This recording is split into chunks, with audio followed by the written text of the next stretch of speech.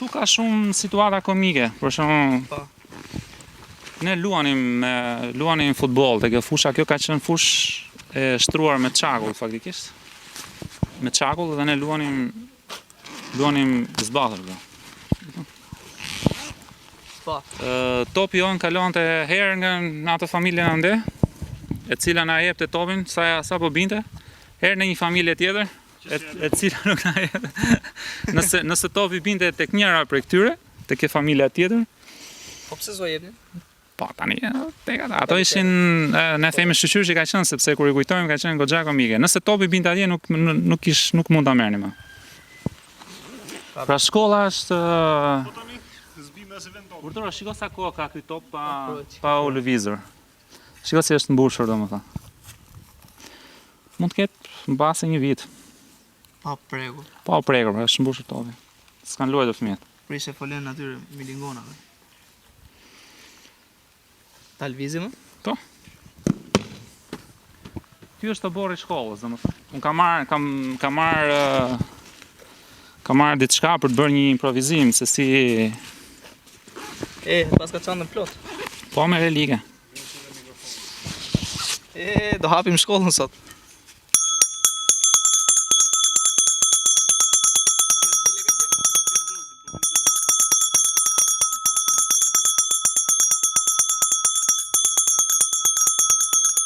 Ai ka qenë rituali i mbledhjes së nxënësve pra në mëngjes. Kjo ka qenë oborri ku rreshtoheshin nxënësit. Klasa e parë ka qenë në këtë krah, nuk e di pse vendoseshin në krahun e djathtë, dhe klasa e 8 vendosej atje në fund, domethënë klasa e para, e dyta e treta me radhë. Sipas radhës. Dhe në fillim të rreshtit ishte nxënësi më i gjatë, në fund të rreshtit nxënësi më i shkurtër. Ju ishin rreth si ushtar, domethënë duar drejt, duart jon xhepa jashtë. Gjithë mësuesit ishin aty rresht më përpara. Me rregull dhe me disiplinë. Po, mësuesi lexonte thërriste emrat për çdo klasë. Kush mungon e kështu mbahesh, bëj raporti në mëngjes, dhe pastaj fillonte hyrja në shkollë. Po këndoi himni i flamurit çdo mëngjes. Çdo mëngjes këndoi himni i flamurit. Tash gjithë kërkesa që në pikë mëngjesit pa u fut shkollë. Pa futur. Do rreshtohesh në rresht, do këndosh himnin e flamurit.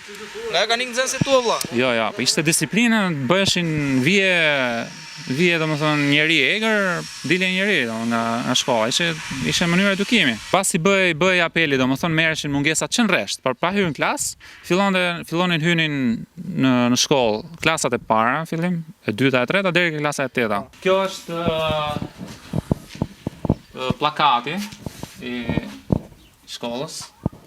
Shkolla nga Republika e Shqipërisë, shkolla në 9 vjeçare, Sabri Salla Lubin. Çka ka qenë ky Sabri Salla? Sabri Salla është dëshmori i fshatit. Pra thuhet që ka qenë partizan, nuk e kemi normalisht që nuk e kemi.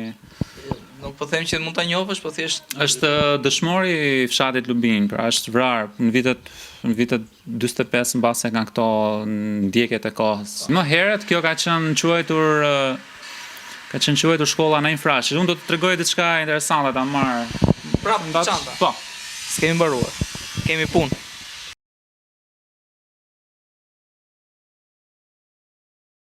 Tani unë kam marrë 2 relike për 2 arsye. E para është kjo. Çfarë është kjo? Ky është një libër që kanë qenë pjesë e bibliotekës së shkollës. Dhe çdo libër ka pas një vulë, nëse shef.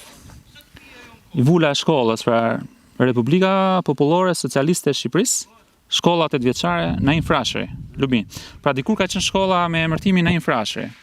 Më vonë është vënë emri i dëshmorit të fshatit Sabri Salla. Ç'është ky libër? Është një libër për fëmijë, Komisari Mema. Unë gjithmonë këto librat me partizani kam pas qef dhe i kam pasrujt. Po ku i kam gjetur në këto libra? Në vitin 97, kjo shkollë ka qenë shkatruar. Kupton, në 97, ka qenë shkatruar totalisht. Dhe biblioteka e shkollës pati mbetur në jashtë, në shi, edhe çatia u doq, u ran komplet, dhe ne i ruajtëm këto libra, pra. I morëm librat, i ruajtëm. Unë kam disa të tilla që i kam ruajtur, edhe 2 ishin këto, i mora vetëm për relike. Domethënë njëra ishte kjo që tregonte tregonte atë vulën. Është ky libri tjetër, i cili ka emra të nxënësve që kanë qenë ato vite. Për shembull, ky thot Bledar Avdiu, viti 1980. Ktu ishte një diçka, merre libri nga biblioteka, me anë të një regjistri, pra shënoje, bëje kërkesë në biblioteka. Po, shënoje emri i nxënësit që e merr, ditën që e merr dhe ditën kur do e kthente, dhe kur dhe e kthente. Ndërkohë ato kanë qenë nxënës të vegjël, e merrnin, ka pas shënuar emrin, që Bledar Avdiu. Po, ka qenë nxënës në vitin 1980.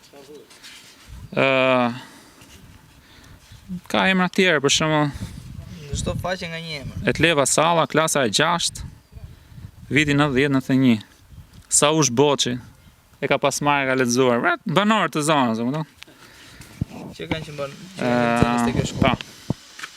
Këto ishin dy gjëra interesante. Super interesante. Dhe tani s'ngelet gjë tjetër vetëm se të bëjnë fole zogjt dhe kokomjashkat në për... Po, është mbyllur, nuk thehet më. Unë mësuesi i parë ishte Sabri Toçila, ka qenë mësuesi klasës parë. Është nga fshati, ja. Më vonë ka qenë mësuesi cikli tullit, pra i merrte nxënësit nga klasa e parë, i çonte në klasë të 4-të. Për arsye se në ato vite që larguar nga këtu pati ikë në një qytet tjetër, kur ishim në klasë 3, na lanë dhe në klasë 4 ne ka qenë dhe periudhë goxha e rënd tranzicioni faktikisht, nëse si kemi arritur që të mësojmë. Po pra, vitet e 90-ta. Dhe në klasë 4 ne na ka pas marrë një mësues tjetër, që na çoi, pra që na mbylli klasën e 4, kemi ndruar 3 mësues për një vit. Në klasë 5 pastaj ne kalonim sistem tjetër, kalonim sistem mësues për lëndë. Pra kishim 5-6 mësues, nga klasa e 5 deri në klasë të 8. Njëri nga këta mësuesit janë shumë, për shembull ishte drejtori i shkollës në atë kohë Sybi Karaj, që na jepte mësim. Mësues të tjerë, ai që ka qenë një ndër mësuesit e veçantë ishte, ne i quonim mësues, nuk i thonim as profesor, as profesor, i quonim mësues. Ishte Recep Hida, mësuesi Recep Hida, na jepte shumë lëndë faktikisht.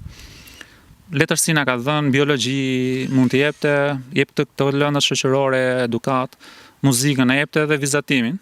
Edhe ai është ndër mësuesit që më ka shtyrë mua për vazhduar karrierën. Për vazhduar shkollën e liceun artistik, edhe pastaj akademin, po ai ishte mësuesi, domethënë që motivues, thuaç për kohën. Ai kishte edhe një fenomen, nuk di çfarë sjellje të tillë bënte që të gjithë nxënësit rrinin rreth mësuesit. Do t'rregoj një diçka interesante më këtë cepi këtu, se ishin dimrat goxha të ftohta më. Po binte bor këto. Binte bor, patjetër mbushej me bor dhe ky këndi këtu, edhe po ta shohësh edhe në këtë orar, se në këtë orar sa është ora tani? Tani mbase është pak vonë. Ora 11 fiks. Në këtë orar pak a shumë ishte pushimi i gjatë. Në këtë orar që jemi tani, ora 11 e drekës, në këtë pjesë këtu ishte diell, pra sado që ishte ftohtë, kishte këndi më i ngrohtë, ashtu edhe mësues Rexhepi kishte këtë qëndrim, domethënë. Gjithmonë rrinë kështu. Kishte një radio dore, e mbante këtu. Çfarë mund të dëgjonte me radio dore, domethënë atëherë nuk e di, në një lajm ose në një muzikë. Dhe 50 nxënës që i rrinë kështu. Radio dore, mësuesi këtu domethënë, mësuesi Rexhepi. Pra ka qenë iPhone i kohës. Shiko, bëhet fjalë në vitet 98, Të kishte pozicionin e vet ai që rrinte këtu, se ishte pak ngrohtë pra nga dielli dhe nxënësit që rrotulloheshin këtu.